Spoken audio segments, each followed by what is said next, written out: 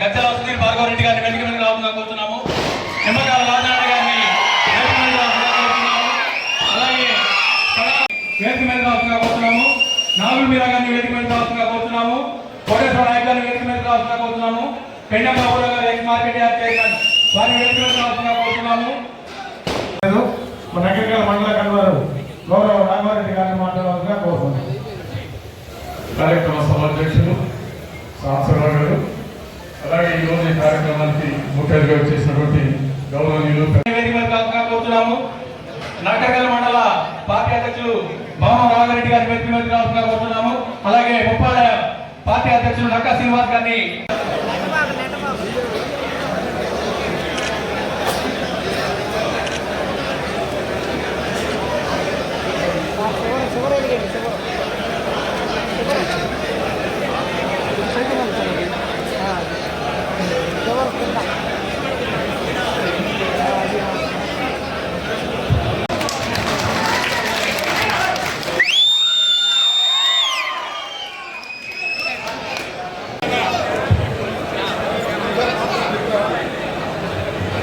ఈ కార్యక్రమానికి సభాధ్యక్షత వహించవలసిందిగా మున్సిపల్ ఇది నా పరిచయ కార్యక్రమం అనుకున్నాను.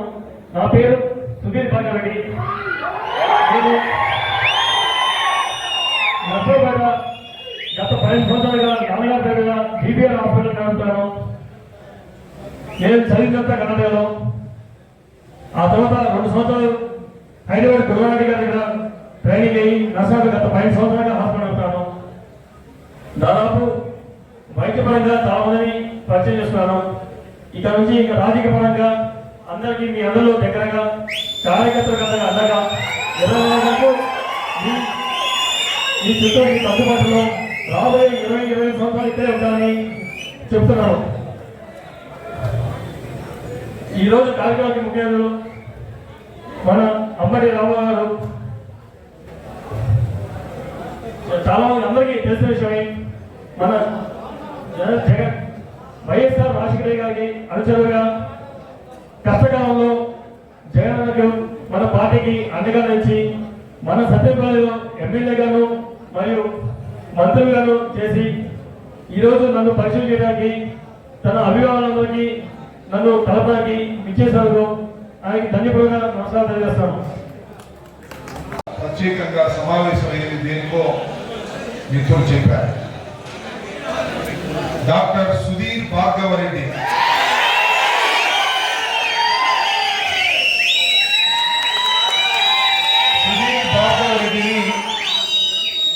ఈ నియోజకవర్గంలో ఇన్ఛార్జిగా నియమించిన తర్వాత అప్పటిదాకా ఇన్ఛార్జిగా ఉన్న నేను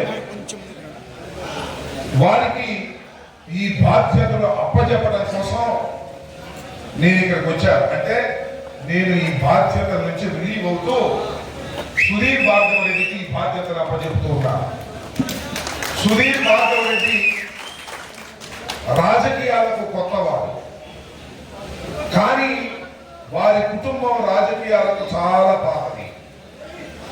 వారు ఎప్పటి నుంచో రాజశేఖర రెడ్డి గారితో పరిచయం ఉన్నటువంటి కుటుంబం, జగన్మోహన్ రెడ్డి గారితో కూడా చాలా పరిచయం ఉన్నటువంటి కుటుంబం.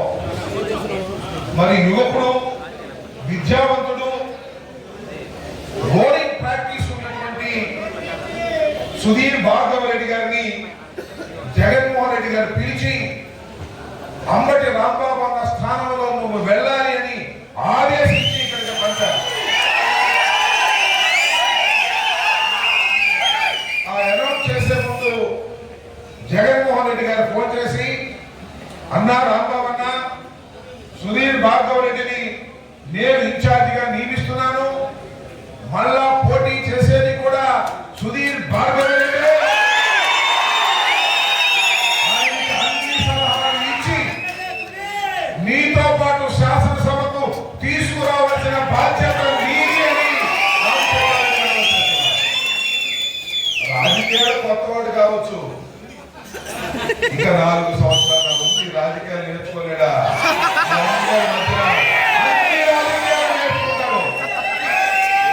రాజకీయాలు నేర్చుకుంటాడు కానీ నా బాగా ప్రాక్టీస్ కొద్దిగా దెబ్బతింటుందని అక్కడ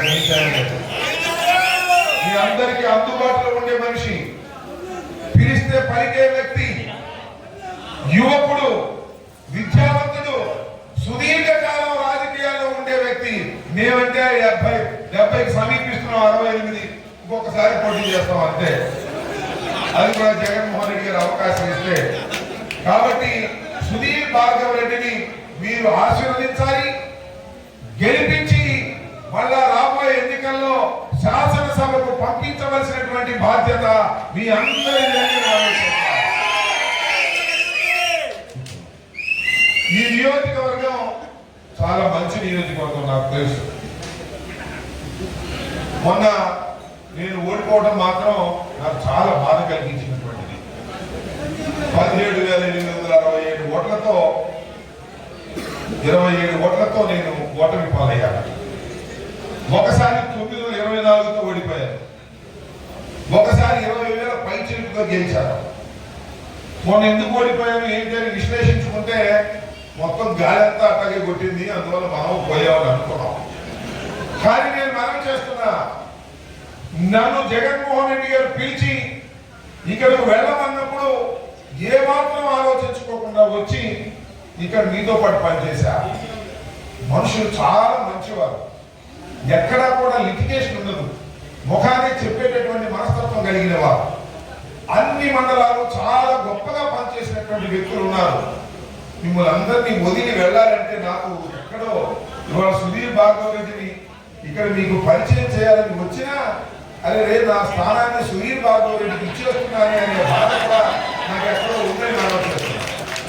అయితే నేను ఈ పార్టీలో చాలా పెద్దవాడిని, సీనియర్ని, రాజశేఖర రెడ్డి గారితో పాటు నడిచిన వాడిని, జగన్మోహన్ రెడ్డి గారితో ఉన్నవాడిని, ఆయనతో పాటే జీవితాంతం బ్రతికేవాడిని.